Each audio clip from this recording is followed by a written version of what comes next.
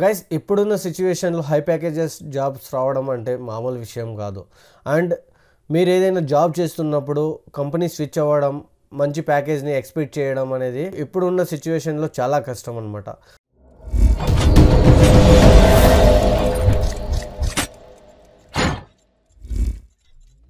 So guys చాలామంది ఏం చేస్తున్నారంటే బయట వస్తున్న న్యూస్, బ్రో వానికి మంచి ప్యాకేజ్ వచ్చింది, అసలు ఎలాంటి స్కిల్స్ లేకుండా కూడా మంచి ప్యాకేజ్ ఎలా వచ్చింది, అసలు 20 LPA ఏంటి, 30 LPA ఏంటి, 40 LPA జాబ్స్ రావడం ఏంటి, ఈ రెసిషన్ టైంలో ఇలాంటి హై ప్యాకేజెస్తో జాబ్స్ వస్తున్నాయి బ్రో, మనం ఏం చేయలేమా, సో మనకి ఇలాంటి ప్యాకేజెస్తో జాబ్స్ వస్తాయా అని చాలామంది క్వశ్చన్స్ ఇస్తున్నారు.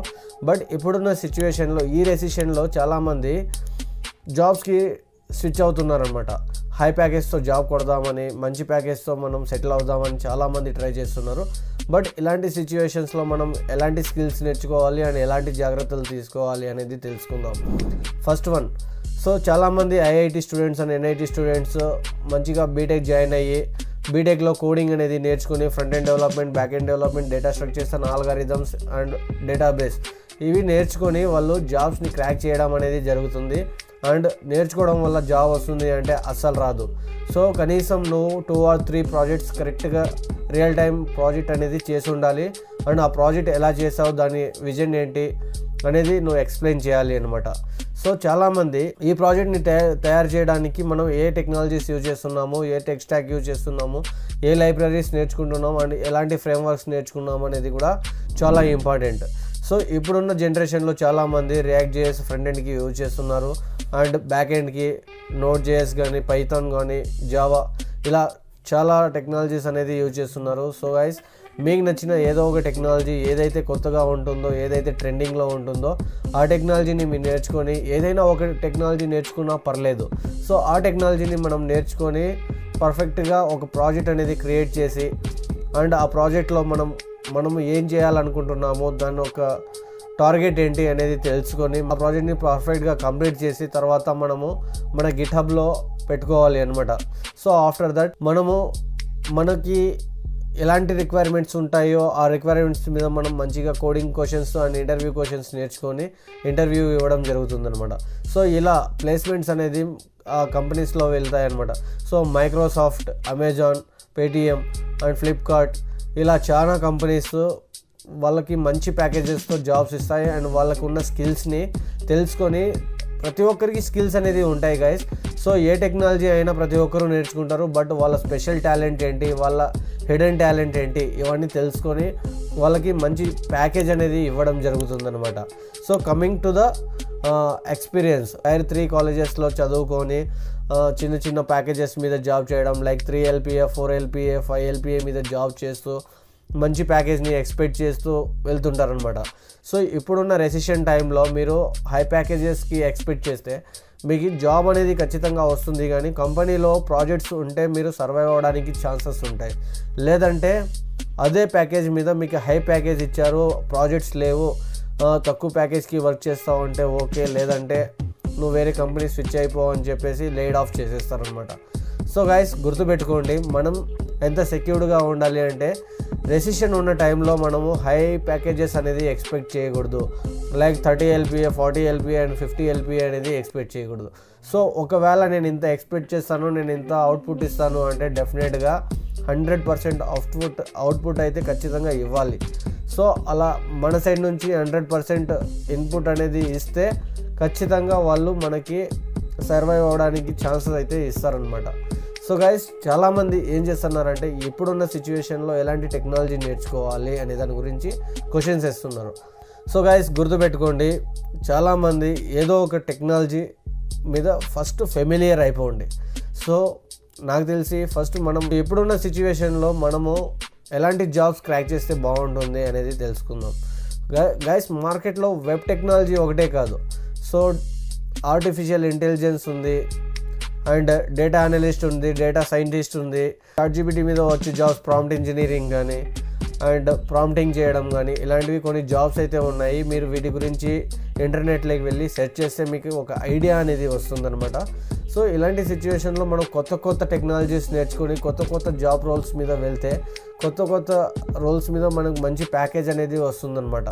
సో చాలామంది నేర్చుకున్నదే నేర్చుకుంటారు అండ్ ఆ జాబ్కి డిమాండ్ కూడా ఎక్కువ అయిపోతుంది. అండ్ మీకున్న టాలెంట్కి అండ్ మీకున్న స్కిల్స్కి జాబ్ రావడం అంటే చాలా కష్టమైపోతుంది. ఇప్పుడు ఫర్ ఎగ్జాంపుల్ స్కూల్స్లో వెళ్ళాక ప్రతి ఒక్కరూ చదువుకుంటారు, కానీ టాప్ 10 మాత్రమే మంచి మార్క్స్ అనేది వస్తాయన్నమాట. సో ఇక్కడ కూడా అంతే, ఆ టాప్ 10లో ఎవరైతే స్కిల్ఫుల్గా ఉంటారో వాళ్ళకి మాత్రమే జాబ్స్ వస్తాయి, వాళ్ళకి మాత్రమే హై పేయింగ్ జాబ్స్ వస్తాయన్నమాట, హై ప్యాకేజెస్ వస్తాయన్నమాట. సో చాలామంది ఏం చేస్తున్నారంటే మనకి స్కిల్స్ లేకపోయినా బయట ప్రాక్సీ అండ్ వేరే వాళ్ళతో సపోర్ట్ తీసుకొని ఇంటర్వ్యూ చేయించుకోవడం, ఇలా ఇంటర్వ్యూ చేయించుకొని హై ప్యాకేజ్తో జాబ్ కొట్టుకొని కంపెనీలోకి వెళ్ళి సర్వైవ్ అవ్వడానికి ట్రై చేయడం. వాళ్ళకి టాలెంట్ లేకుండా వాళ్ళు జస్ట్ టెన్షన్ పడుతూ ఆ జాబ్ని కాపాడుకోవడానికి ట్రై చేస్తుంటారు అనమాట. సో గైస్, ఇలాంటి తప్పులు అయితే చేయకండి. ఎందుకంటే లైఫ్లో మనం ఇలాంటి తప్పులు చేస్తే ఖచ్చితంగా మనకి ఏదో ఒక ప్రాబ్లం అనేది వస్తుంది. లైక్ మన పర్ఫార్మెన్స్ బాగలేక మనల్ని తీసేయడమో, లేదా కంపెనీలో ప్రాజెక్ట్ లేదని చెప్పి మనల్ని తీసేయడమో, ఇలాంటివి జరుగుతుంటాయి అన్నమాట. సో గైస్, గుర్తుపెట్టుకోండి, ఎందుకంటే మనము జెన్యున్గా ఏదైతే నేర్చుకుంటామో వాటి మీద వెళ్ళి పర్ఫెక్ట్గా ప్రాక్టీస్ చేస్తూ ఆ జాబ్ని సర్వైవ్ అవ్వడం నేర్చుకోవాలి. నువ్వు ఏదైతే ఫెమిలియర్గా ఉంటావో 8 అవర్స్లో చేయాల్సిన పనిని 3 or 4 అవర్స్లో ఈజీగా చేసేస్తావు. సో అలాంటి జాబ్ని చూస్ చేసుకోవాలి. గైస్, మా ఫ్రెండ్కి 40 LPA ఉంది, 30 LPA ఉంది, 60 LPA ఉంది అని చెప్పేసి మీరు మీ ఫ్రెండ్తో పోటీ పడడం స్టాప్ చేయండి. ఎందుకంటే నీకున్న టాలెంట్కి ఏదో ఒక రోజు ఖచ్చితంగా మంచి ప్యాకేజ్ అనేది వస్తుంది. సో అప్పటి వరకు మీరు చేయాల్సింది ఏంటంటే ఫెమిలియర్ అవ్వడం, మంచిగా ప్రాక్టీస్ చేయడం, మంచిగా నేర్చుకోవడం, ఇదే చేయాలి. సో మీకు అలాంటి ప్యాకేజెస్తో మంచి జాబ్ రావాలి అంటే ఈజీగా వస్తుంది, బట్ సర్వైవ్ అవ్వడం చాలా కష్టం. సో గైస్, నేనేమంటున్నానంటే మనం నేర్చుకోవాల్సిన టెక్నాలజీస్, ఫస్ట్ ఫ్రంట్ ఎండ్ నేర్చుకోవాలి అనుకుంటే ఫ్రంట్ ఎండ్ నేర్చుకోవచ్చు, బ్యాక్ ఎండ్ నేర్చుకోవాలి అంటే బ్యాక్ ఎండ్ నేర్చుకోవచ్చు, డేటాబేస్ నేర్చుకోవాలి అనుకుంటే డేటాబేస్ నేర్చుకోవచ్చు. ఇలా ఏదో ఒక దాని మీద కరెక్ట్గా ఫోకస్ చేస్తే మనకి మంచి ప్యాకేజ్ అనేది వస్తుంది అనమాట. సో డేటాబేస్లో వచ్చేసి MongoDB నేర్చుకుంటే బెటర్, అండ్ MySQL కూడా నేర్చుకోవచ్చు. నాకు దాని గురించి పెద్దగా అవగాహన లేదు. సో MongoDB అనేది ఇది ఇప్పుడున్న జనరేషన్లో చాలామంది యూజ్ చేస్తున్నారు. సో మీరు దీని మీద ఫోకస్ చేయడం చాలా బెటర్. అండ్ బ్యాక్ ఎండ్కి వస్తే Node.js కానీ, పైథాన్ కానీ, జావా కానీ ఇది యూజ్ చేయడం బెటర్. అండ్ ఫ్రంట్ ఎండ్లో వచ్చేసి చాలామంది రియాక్ట్ యూజ్ చేస్తున్నారు. ఫర్ ఎగ్జాంపుల్, ఇప్పుడు ఏదైనా సెర్చ్ ఇంజిన్ ఆప్టిమైజేషన్ నీట్గా ఉండాలి అంటే రియాక్ట్ యూజ్ చేస్తున్నారు. అండ్ మనకి వెబ్ పర్ఫార్మెన్స్ బాగుండాలి అంటే react is the best technology. So చాలామంది రియాక్ట్ మీద వర్క్ చేస్తున్నారు. ఇప్పుడు వచ్చే ప్రాజెక్ట్స్ అన్నీ రియాక్ట్ మీదే ఉన్నాయి. అండ్ Next.js కూడా సూపర్గా ఉంటుంది. Back end and front end రెండు కవర్ చేయొచ్చు. సో గైస్, చాలామంది Next.js నేర్చుకోవడానికి ట్రై చేస్తున్నారు. సో ఇది కూడా ఫ్యూచర్లో బూమింగ్ టెక్నాలజీ. Next.js నేర్చుకోవడానికి ట్రై చేయండి. అండ్ React.js యొక్క లైబ్రరీ Next.js అనమాట. సో ఇవి రెండు మీరు నేర్చుకోవడానికి ట్రై చేస్తే ఈజీ అయిపోతుంది. సో మీరు Next.js నేర్చుకునే దానికి ముందు ఫస్ట్ React.js ఏంటో తెలుసుకోండి. అది 1 monthలో ఈజీగా నేర్చుకొని మనము Next.js అనేది నేర్చుకోవచ్చు. So front end and back end వీటిని ఎలా కనెక్ట్ చేస్తారో, ఇవి ఎలా వర్క్ అవుతాయి అనేది పూర్తిగా తెలుసుకోవాలి. మీకు ఫ్యూచర్లో ఎలాంటి ప్రాబ్లం అనేది రాదనమాట. సో ఇప్పుడున్న సిచ్యువేషన్లో ప్రతి ఒక్కరు ఫుల్ స్టాక్ అనే కోరుకుంటున్నారు. ఎందుకంటే ఫ్రంట్ ఎండ్కి అన్ని లక్షలు ఇవ్వాలి అంటే చాలా కష్టం, ఒక బ్యాక్ ఎండ్ ఓన్కి అన్ని లక్షలు ఇవ్వాలి అంటే చాలా కష్టం. అలాంటి సిచ్యువేషన్లో ఒక ఫుల్ స్టాక్ డెవలపర్కి ఖచ్చితంగా ఎంత ఇచ్చినా అతను హ్యాపీగా చేసుకుంటాడు, ఈజీగా కనెక్ట్ చేసుకుంటాడు అనమాట. ఇవి కంపెనీలో జరుగుతున్నది అనమాట. సో కంపెనీలో చాలా పాలిటిక్స్ కూడా జరుగుతుంటాయి. తెలిసిన వాళ్ళకి మాత్రమే జాబ్స్ ఇస్తారు. బయట ఎంత టాలెంట్ ఉన్నా, ఎంత స్కిల్ఫుల్ ఉన్నా కూడా మనకి జాబ్స్ రావడం అనేది చాలా కష్టం. సో గైస్, మీరు పర్ఫెక్ట్గా స్కిల్ని డెవలప్ చేసుకొని పర్ఫెక్ట్గా ప్రాక్టీస్ చేసి మీకున్న టెక్నాలజీస్ అంతా మంచిగా ఫెమిలియర్ అయ్యి మీరు జాబ్స్కి ట్రై చేయండి. లేకపోతే ఫ్యూచర్లో చాలా కష్టంగా ఉంటుంది అని నేను భయపెట్టడం లేదు. సో మీకున్న టాలెంట్కి ఖచ్చితంగా జాబ్ అయితే వస్తుంది.